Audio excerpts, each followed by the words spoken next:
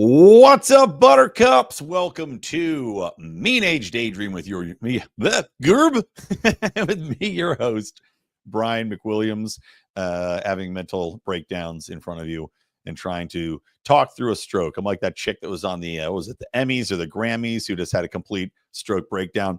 I'm also realizing that at the time I'm recording today, the sunlight through my open windows in front of me is blinding as it comes off my neighbor's house. So I can barely see anything, but such is life. We power through regardless. Anyway, guys, welcome to the show.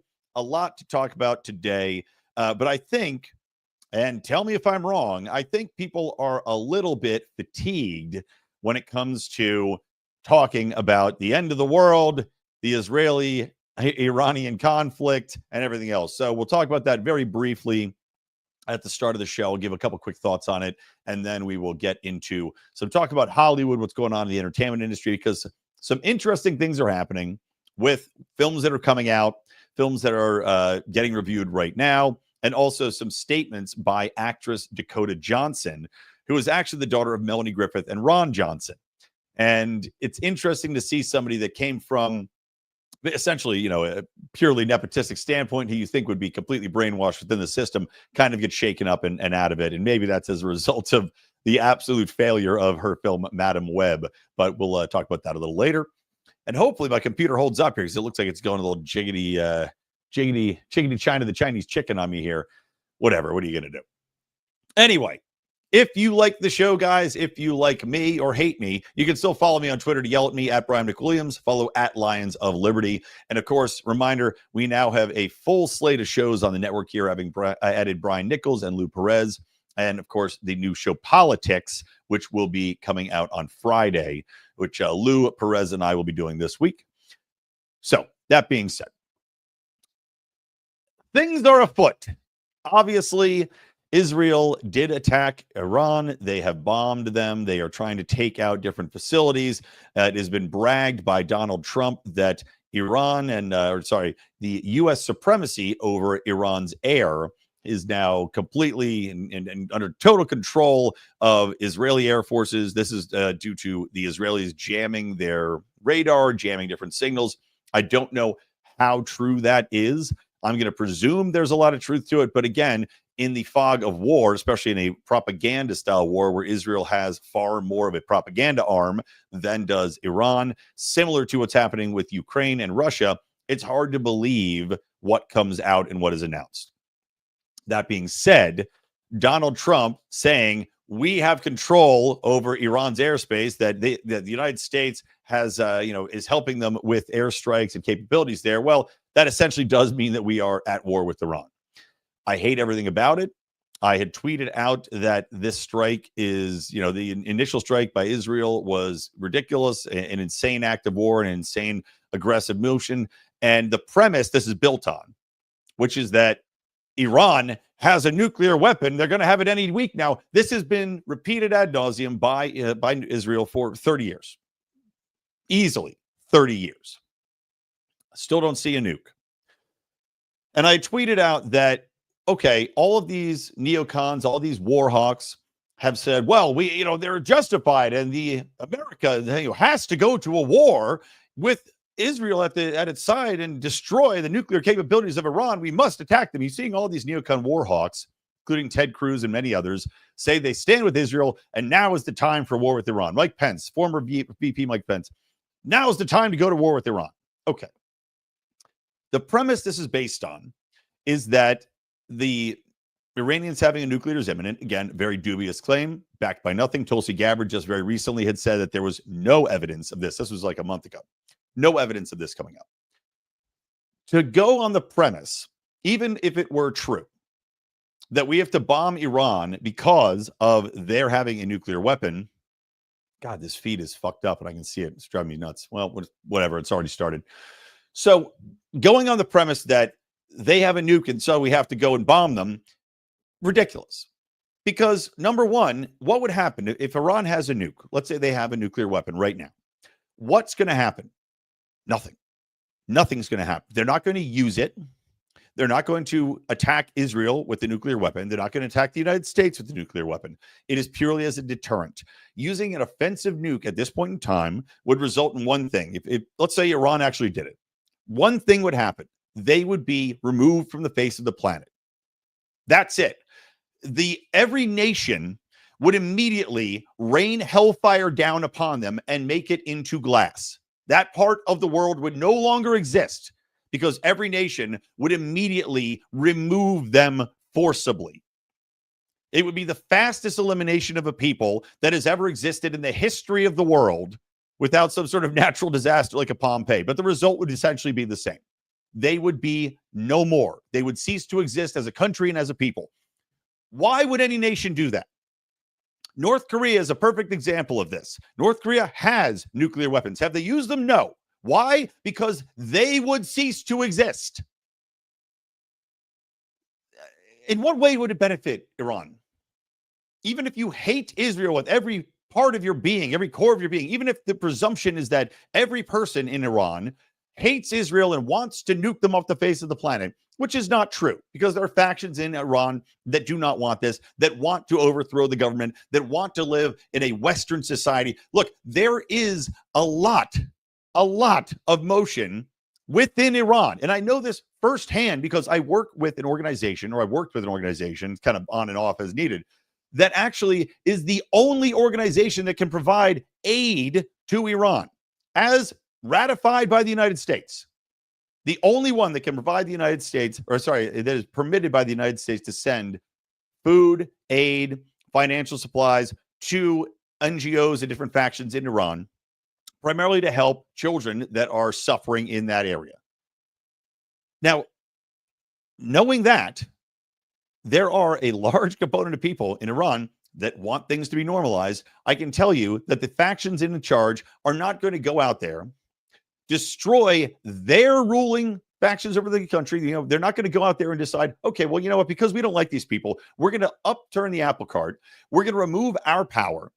We're going to sacrifice everything that we've held dear, that we've kept, we kept the boot on the necks of these people forever. We're going to throw that in the garbage to launch a nuclear attack on an enemy that is very well funded, that is very well armed, better armed than we are, and that has the backing of the entire international community when it comes to this circumstance. They're not going to do it. Even if you say, well, they've got China and Russia backing them, it doesn't matter because China and Russia are not going to go into a nuclear war to back Iran if Iran uses a nuclear weapon. This is fundamental logic. This is the most obvious thing I've ever seen in my life. And these assholes are out there telling you that it's imminent, that it's going to happen. No, this is a complete and total lie. No, it's not going to happen. And yet they want us to enter into a war to make it more likely, because as with Russia, as with the North Korea, if you poke that bear, if you put them in a corner and now you're raining hellfire down upon them, now the United States gets in a war and starts bombing Iran. Well, now, if they do have that capability, what do you think's going to happen? Is it more or less likely that we get into a nuclear attack situation from Iran? Is it more or less likely that the circumstances surrounding this accelerate to the point where everybody now, God, this feed, sorry guys, it's just breaking up on me, that everybody now is in a situation where they're fearing for their children's lives and nuclear fallout is possible? It's ridiculous. It's ridiculous. Don't paint them in the corner. North Korea. If you attack North Korea and try to take them out, now they're in a position where they might use that nuke because they have nothing to lose. Why would you put a country and a people and a leadership in a position where they have nothing to lose and have to use the only option at their disposal to fight back before they're utterly wiped out? Fundamentally stupid. So there you go. That's my World War III rant. That's my Iran-Israel rant for today. As I said, I know everybody's fatigued about it. I'll move on and we'll talk about Trump. We'll talk about Hollywood. So everybody can take a deep breath, kumbaya, and we can mentally check out a little bit. So speaking of Donald Trump, I do hate the rhetoric that he's put out there. I'll say this, knowing Donald Trump, it's always hard to say, okay, what does he mean? What does he not mean? Is it bluster? Is it not? As we know, Donald Trump throws out a lot of very strong statements him saying that Iran should completely give up and call it quits for the day, total surrender. Okay, well, that's not going to happen. But I don't know if this is negotiating tactics or not. It's very hard to tell. It's hard to know what Donald Trump is thinking at any given time, which in truth is a benefit in these situations. And Donald Trump knows that full well. At the same time, I'll gladly call him out for the rhetoric. I'll gladly call him out for providing support, continued support for Israel, which he's done throughout his last term and this term. I have a huge problem with it. I don't think we should be funding or supporting Israel in any way, shape, or form. They're a big boy. They can go out and do their big boy things and drop their big boy bombs and deal with the fallout on their own. What I do have a problem with is people like online dolts, as I said in the descriptor for this episode, responding to me, calling out the ridiculousness of a situation of trying to go war with Iran over this nuke, and then saying, well, you can't say anything because you stumped for Trump. Number one, I didn't stump for Trump. I didn't vote for Trump. I actually voted for Chase Oliver, and I don't think Chase Oliver is a great candidate, to be perfectly honest, but that was my choice that I made. And I don't think that Donald Trump is a worse choice than a Kamala Harris would have been. I don't at all. And it's interesting because Dave Smith, who's a buddy of mine, he has been out there doing very high-profile interviews and debates, basically saying, look, I renounce his previous support for Donald Trump, saying I renounce that because of what he's doing right now. He thinks he should be impeached. I'm fine with that. But to say that somehow changing your mind or calling out the current statements and current actions of a president means that you're not allowed to talk about it because you somehow stumped him in the past, aka pointing out benefits to what his platform was, is some travesty. That it delegitimizes an opinion it's so idiotic because look, if you're not somebody that's willing to change your mind and call things out as they happen, or somebody that's going to say, look, Donald Trump comes into office, he did have a record, and let's not forget, he did have a record of not starting any new wars. There are many problems I had with his foreign policy, supporting war in Yemen, supporting different allies, again, supporting Israel. There are issues that I had with what Donald Trump did that I can voice, but then looking back at his track history, say, well, he did have a peaceful tenure as president in this way, that way, this way, right?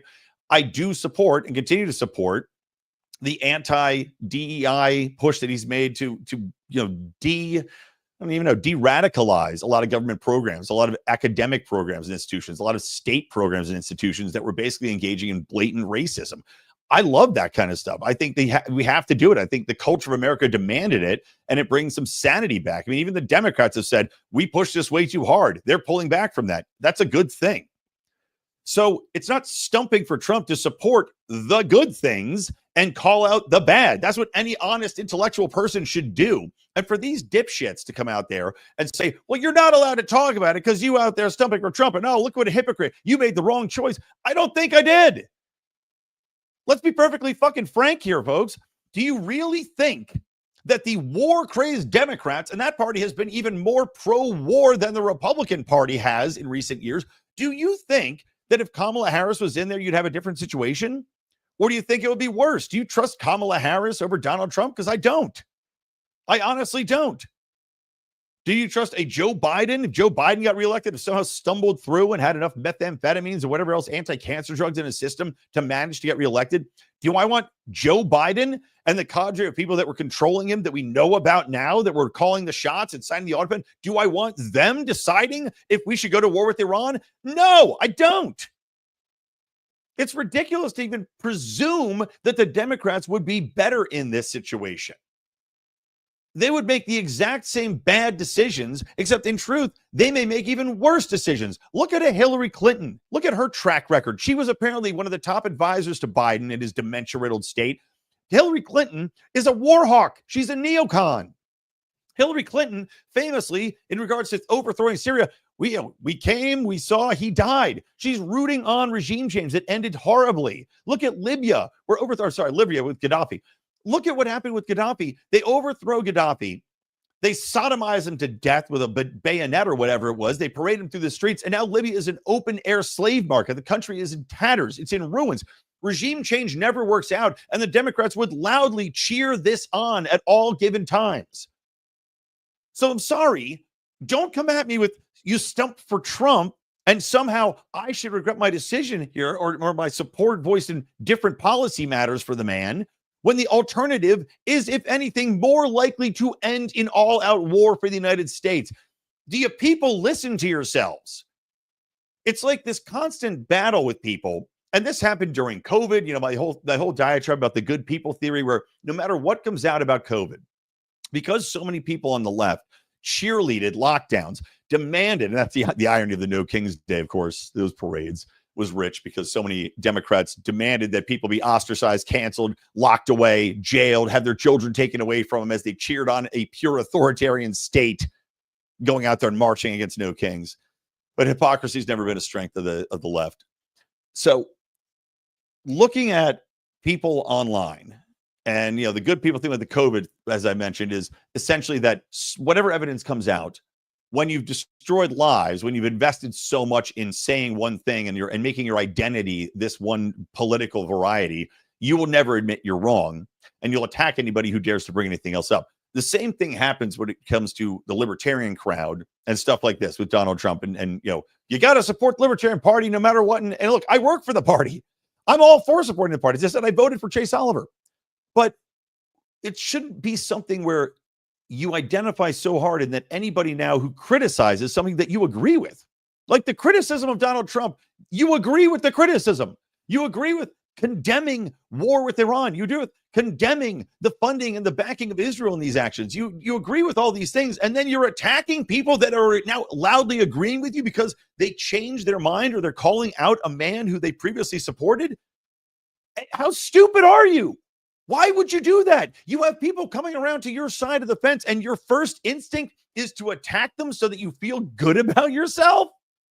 It's embarrassing and sad. I beg of you people, stop and think before you talk. That's all I ask. That's all I ask. Okay, enough. I did 17 minutes on stuff I didn't mean to talk about that much. But anyway, that's my take on it, guys. You can tweet at me if you're mad. I'm happy to argue with you. Okay, let's move on and talk about Hollywood, because that's a refresher. There's your mental cleanse for the day. There's interesting things going on in Hollywood, right? We're looking at a total collapse of the entertainment industry, if we're being honest, between competitors from overseas, between the amount of regulatory environment that exists in Hollywood that is destroying that. You know, Tinseltown's in tatters. It's Tatterstown over here, because it costs so much money to create films in America that, I mean, and anything really, film or TV or anything, you name it. And in Hollywood, that they're exporting our films. They're exporting our filmmaking, our television making. A good buddy of mine just went to Ireland. They flew out the entire crew. They were there for like a month or 2 months to film a game show. A game show, people. They went to Ireland to film the game show. Think to yourself, how much could it possibly cost to film a game show? You have one set. You're filming it, you know, in the same place for months. You know, you've got the same people situated there. A game show, not even paying high-level talent, not paying hundreds and hundreds and hundreds of people like a movie has to be, had to go to Ireland because it was so cost-prohibitive to film anywhere in the United States because of high taxation, because of regulation, because of union labor. All these things add into it to make it untenable. So Hollywood is reeling, and it was able to overcome that when it made films that were blockbusters, the highlights of the MCU era, the highlights of the previous era of film. And again, pre-COVID, COVID has a lot to do with this. The advancing of streaming has a lot to do with this. But people still do want to see films in the theaters. We saw that with Top Gun Maverick. We saw it with Deadpool and Wolverine. You see it with hits here and there. The Sinners was a big hit. But you're seeing now that people identified and called out the bullshit that Hollywood was pushing on them.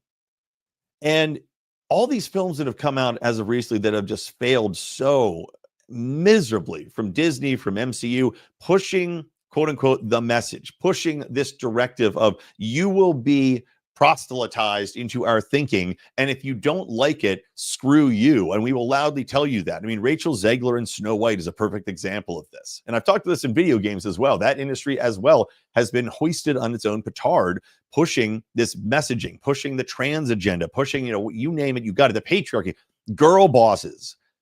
The amount of girl boss movies that are failing just can't even be counted on two hands at this point. Ballerina is the latest example. Anna de Armas is in it. She's gorgeous. I mean, she's probably one of the most beautiful women I've ever seen in my life. From what I've heard of Ballerina, which is a spinoff of the John Wick universe, and again, a retread, Hollywood just loves remaking content, which we'll talk about later too. Ballerina came out. It will lose money. I think it was like a $200 million budget. It will lose money. It made a decent splash in its first week, but it's fallen off exponentially because, frankly, people are sick of female-led action movies, female leads and everything, females being portrayed as unassailable characters, that typically skip the hero's journey of being fallible, showing weakness, and then overcoming it, becoming a better person, growing, etc. Typically, the female model, because we're fighting the patriarchy, right? Because females have to be propped up and never torn down, is that the characters are shallow. They don't have the foibles. They don't have the weaknesses that have to be overcome, because that would be proving the patriarchy right. We can't have women seen as weak, right? They can't have any flaws. You saw this was Game of Thrones. They destroyed Game of Thrones and everything that happened with the strong female characters in that, who were written authentically in the books. When they got off the books, they became insufferable girl bosses who just told the men what they had to do and put them in their place and just were obnoxious, hateable characters. They literally said out loud. I mean, there was a scene in Game of Thrones where I think they both looked at each other like, well, we're queens and that's why we're so good, or something like that. The point of a strong character, and female-led characters, of which there have been many, let's not forget, Atomic Blonde, Ridley and Aliens. I mean, got Run Lola Run was great. The Fifth Element, fantastic films. You have these great characters who are standalone in their weaknesses and their strengths and their stories in overcoming adversity. They don't have to stop in the middle of the film and tell you how great they are.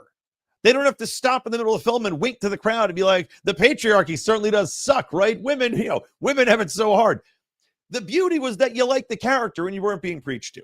Hollywood's lost that. Now, Ballerina, I've heard, is a decent film, to be perfectly honest, but this is what happens when you have so many predecessors that ignored the audience, that simply preached, is when you do have a decent film come out, no one wants to see it because they're so sick of it. And people are also sick, very sick, of the women beating up men trope. It's become so cliche and tiresome that little women are beating the crap out of large, athletic, military trained men. It's just so absurd on its face. But point being, Hollywood, we thought, was getting the message. MCU and the Marvel and Disney had apparently cleaned house and laid off a lot of the staff that was pushing these very woke, message-centric films. But then you see stuff come out like the forthcoming Silver Surfer or Fantastic Four movie. Now, this is like the fourth time they tried to release the Fantastic Four. They just keep messing it up. And the reported story of this, and now it's in massive reshoots, by the way, but the reported story that came out was that this film, which stars Pedro Pascal, who has himself become Rachel Zegler of men. I mean, the guy just doesn't know when to shut the fuck up. And he's out there constantly stumping for all of the farthest left woke ideologies in every social media post, in every interview. He is insufferable. He's Mark Ruffalo level insufferable. And I guarantee you're going to see his star quickly fade because people are sick of him. But they cast him in this film. And by the way, just in general, Pedro Pascal, you're in too many things. People are sick of seeing you. You're in too many things. But Pedro's the lead. The reports on the film from early screenings, which the audience hated, was that Pedro Pascal playing, was it Rex Reed? Well, anyway, Reed. I wasn't ever a big fan, Fantastic Four reader of the comics. I was more of a Wolverine X-Men guy. But Reed is the leader of the Fantastic Four. The Elastic Man, the guy who stretches everywhere. He's the leader of the Fantastic Four. Now, Sue Storm is the invisible woman who's got these different powers. She is there. She's still a very powerful member of the group, and they're all, fairly evenly matched, but they behind the super genius Reed. The film, as it came out, supposedly had Sue Storm taking over as the leader. So once again, you've got the strong male character put in his place and then replaced with a female lead. This is not going over well with audiences because anybody that did like the comic books is obviously a little annoyed by this, and that audiences in general have turned on the concept. There is strong, girl boss fatigue. So why in the world they thought this would be a good idea is beyond me. On top of that, they also took Silver Surfer, who is one of the most iconic characters in the Marvel Universe, and gender swapped Silver Surfer. Yes, there is a small alternative universe version where a female Silver Surfer existed, but it's not the thing anybody ever thinks about. So what's the initial reaction from people? Fuck this. Predictable reaction. Everybody knew what was going to shake out from this from the get-go, and nobody wants to see the female Silver Surfer. It doesn't help, by the way, that they also made, just whatever graphics they released about it, and maybe it's early CGI, looked horrendous. The character looked bad. The animation looked bad. Everybody rolled their eyes and went, pass. So now Marvel, that's already spent hundreds of millions of dollars on this film, and this is before they even get into the advertising budgets, which are typically $150 million. They're now going to do something like, I think, the last third of the movie is being rewritten and reshot. Because despite all of the feedback from the public, despite all of the obvious backlash to this shit, they still just don't get it. It's not getting through their minds that you need to focus on creating, number one, new content, and number two, content that isn't going to be, and I hate to use a word from the left's lexicon, but triggering to people who are fatigued with all this shit that they don't want to be preached to. You want to have a good story with good character development. You want to escape and get out of this world. I mean, I was just watching to look to the video game industry. There's a game called RuneScape, and very popular game. A new CEO took over and said, look, we're not doing any more Pride content in the game, because the game had become so saturated with Pride content that this fantasy realm, medieval fantasy, might and magic realm, where people went for escapism, had now been a mirror of the real world. People don't want to have a mirror of the real world in their entertainment content. They want to escape and get away from it. This is why they want to feel good when they leave the theater. They want to have somebody to cheer for, and they want to forget their sorrows. Leave your sorrows at the door, everybody. That's what they want to do. So why would you double down on this again? Triple down on this again? I mean, it's so crazy to me that these people live in such an insular world that they don't get it. And what was interesting was that Dakota Johnson, who is as I mentioned, the daughter of Ron Johnson and Melanie Griffith. Melanie Griffith used to be cute and then completely jacked her face up. Oh, God, Melanie Griffith, what are you doing yourself? That's there. What are women doing with the surgery? But Dakota Johnson did a really interesting interview. Actually, several interviews. And as I mentioned, Dakota Johnson was in Madam Web. This was a weird Sony spinoff, because Sony has certain rights to Spider-Man in the Spider-Man universe, but not Spider-Man, because Marvel has Spider-Man back again. They have Venom, and they have what they're clawing at these weird sub-characters, and I guess Madam Web was a sub-character. The movie failed miserably. I mean, one of the biggest box office flops in history. It had terrible reviews, supposedly just an idiotic film in every way. All female stars cast, flopped, abysmal. But Dakota Johnson has come out and done several interviews now talking about this. And I'm going to read you some of these quotes, because Variety and Hollywood Reporter had compiled them. She just was on that Hot Wings eating show, Hot Ones, and had some interesting things to say. But some of the quotes that hit me from a few different interviews include this. So she says, I think it's hard when creative decisions are made by committee, and it's hard when creative decisions are made by people who don't even really watch movies or know anything about them. And that tends to be what's occurring a lot. Now, that's true. I will say that one of the shocking things to me has been that the people that are making decisions in Hollywood clearly have lost the bead. They don't know what audiences want. They're not connected to modern audiences in any way, shape, or form.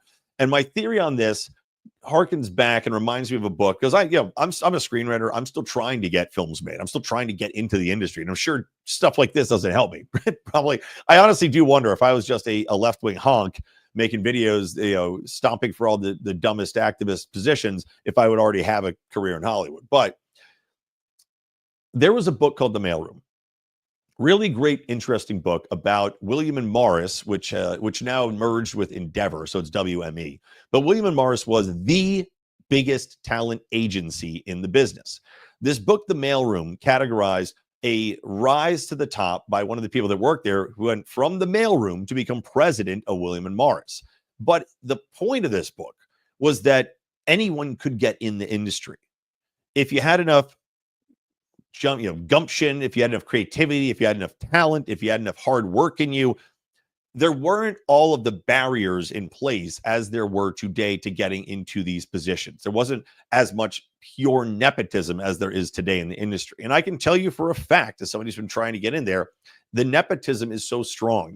It's connections on connections, as daughters and nephews of people who don't have talent. These people are put in the positions they're in because they know somebody who gets them in. And they're such in-demand positions now. Getting into the mailroom at a talent agency is unbelievably difficult. I'll tell you a sad story from my past. The different careers I could have taken. Working in PR, I had a client named Kelly Purdue.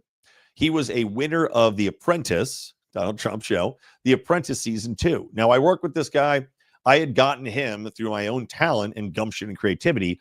I called up because he was a previous, he wasn't an Army Ranger, but he was something, he had done his time and had done enough military experience. I went to the U.S. Army and I said, hey, this guy is popular right now. This is when The Apprentice was the top show on television. I said, look, this guy was in the Army. I emailed the U.S. Army and I get my connections in place and I get connected to the top guy who does marketing for the U.S. Army. And I said, hey, man, you should put him in a commercial right now, because you're never going to get a better guy that was in the military, that is pro-military, and that's interested in doing it at the hottest point in his career. Now's your time. And they went, yup, done, deal. So I put him in touch with a woman named Karen Sellers, who was at the time, she was at, not Endeavor. Oh my God, I'm blanking on the name. It was one of the biggest creative industries. They now are talent agencies who now merged and became something else. But I went to her and I said, hey, look, I set this up. Go negotiate it. And she emailed me back one thing. She said, how did you do this? So I had a call with her. I tell her, I go and I meet with her. I sit down with her at the desk and I say, look, I want a job. Make me your assistant. I just made you $400,000 overnight. Get me a job here. She says, sure, you got a job. Go see HR. I go to HR. I have a great interview. Great. We'll call you. We'll set you up at the desk. Wonderful. Then I don't hear anything. Weeks go by. Go, what the fuck? I call up the guy at HR and I go, what's going on here? That guy gone. They merged, I think, 2 weeks later. Really bad luck. I mean, you talk about all-time kicks in the dick, bad luck. That's about as bad luck as you can get. Just get completely fucked. And I emailed Karen, so I was like, what's going on here? Get me in there. No response after that. So whatever happened, she lost her power. They did the reorg. I got fucked. But the point was, there were still ways to get in. That doesn't exist anymore. It's all so stratified in these silos of who you know, of what your politics are, of the connectivity there, that you're having a complete disconnect with people that might come in and have a different point of view, a different perspective. Being able to get in and have people say, look, I am of the common man. There's no common man in Hollywood anymore. The only common men that are in Hollywood might be below the scenes people, behind the line people, or below the line, behind the line people. I keep saying it, below the line people. Fucking, that's the actual phrase. The people that work on the production side of things, the people that are putting construction together, the people that are doing props, etc. Everybody else is very insular in the way that they're thinking, the way that they've been raised, how they got their positions. And it is de facto destroying Hollywood. This goes all the way up to the top, to Dakota Johnson's point. The people making decisions are not people that came up really making the films or working their asses off or doing anything like this. A lot of this has to do with the DEI hires as well, propping up people that were not that good or talented because they checked a box. Let's say they're a woman. Let's say they're a black person. Let's say they're bi. Let's say they're queer. The video games industry is a perfect example of this as well. And that the top games that were made money-wise that became just gigantic flops, like Dragon Age the Veilguard, you look at the people that are leading these developments and the development teams, I swear to God, 3 out of 5 I saw were trans. You're telling me that these people are the best people to run this? And it just is a coincidence that all these games that cost hundreds of millions of dollars just happen to pick trans people to lead them, and those games happen to fail miserably? No, look, I'm sure these people have some talent, but the problem is they're not just bringing their talent and experience, they're bringing their politics. And the same thing is happening in Hollywood. The people that are put in these positions many times are put there because of politics, and so they lead with politics. They don't have a connection to the people in the crowd. They don't have the creativity. They don't have the vision. They don't have the real experience of being out there in the broader world to discuss and tell people, like, in the decisions they're making of what films to greenlight, who to hire, what scripts to read. They don't have it. They've completely lost it. This is through talent agencies, to script readers, to studio development pipelines, you name it. Hollywood is broken. Every Hollywood executive should be fired. Clean house, start over. It's the only way it's going to salvage at this point, because the people in power obviously are not going to give it up. And they can't change themselves. I mean, you want to talk about the only regime change I'm in favor of? It's not overthrowing governments, people. It's overthrowing Hollywood. Like, CIA, get on it. Get some regime change in Hollywood, because it's the only thing that's going to salvage it. Okay, so let's go. A couple more quotes here. Talking about creative decisions here and remakes. So they're saying that everybody, remake addiction is a problem in Hollywood. Yeah, you think? How many films can you name that are original films that were coming out of large studios in the last year? I mean, I can barely name 5. It's all remakes. It's all spinoffs. And there is so much fatigue for that crap. We don't need to see a retread of a retread. We want to see something new. And that was the beauty of the 70s Hollywood. If you look at movies made in the 70s in Hollywood, some of that shit is batshit. Zardoz, for instance. I mean, Blade Runner, coming to the crazy sci-fi shit. Just stuff that was off the wall, but insanely beautiful. Logan's Run, Lady Hawk. Incredible new stories, creating new worlds and new characters. Hollywood is so scared because of their epic fuck-ups and bad decisions. They're scared to take a chance on something that could be great because they've destroyed it. They've killed the golden goose. So one more thing I want to read to you guys about this Dakota Johnson interview was that she also says this, and this is with an interview with, I guess, Bustle from last year, but I think this really puts a fine point on what's wrong with Hollywood and that these people just don't get it. She said, you can't make art. This is what, is Variety? I think Variety is screwing up my feed. I just got like a message from it that it's stalling out. Maybe it's trying to load ads and it's ruining my computer. So she says, you can't make art based on numbers and algorithms. My feeling has been for a long time that audiences are extremely smart and executives have started to believe that they're not. Audiences will always be able to sniff out bullshit. Yeah. That's exactly right. Great. Now my feed's even worse. All right. That's exactly right. Audiences are smarter than they're given credit for. And it's not even, I'm not saying the average IQ of the audience is that incredible. I do think the average IQ of the people in the audience is far higher than many of the people in Hollywood. That much I'm sure of. There's a lot of very stupid people in Hollywood making very stupid decisions. What I mean by that is that the native intelligence, I said the bullshitometer goes off the charts. And when you are being proselytized, when you are being talked down to, when you are being chastised for being who you are, for simply existing in so many cases, that you're simply going to tune out and say, you know what? I don't need you. You obviously hate me. Why would I go watch anything you're putting out? But if you think that I'm so stupid, I'm just going to be spoon-fed this propaganda, then go fuck yourself. And you're seeing that even with these latest projects that came out. I mean, Ironheart is a good example. This is due to drop on Disney Plus. It was supposed to be, I think, a movie that they made into a series. It's going to land with a flop. I mean, it's going to be the fattest, wettest turd. No one's going to watch this film. It's basically a black female Iron Man that is already, just from some of the interviews coming out, insufferable in any way, shape, and form. And on top of being insufferable from a character perspective, again, a upstart woman who could do no wrong and fight the patriarchy and fight, On top of that, they also, of course, had to shoe in the trans agenda with a hacker drag queen, non-gender confirming person in there being a proud Yas queen. Just no one wants this stuff anymore. Doctor Who I've talked about this on the show before. Doctor Who, one of my favorite shows of all time, one of the longest running British television show, gone for like 60 years.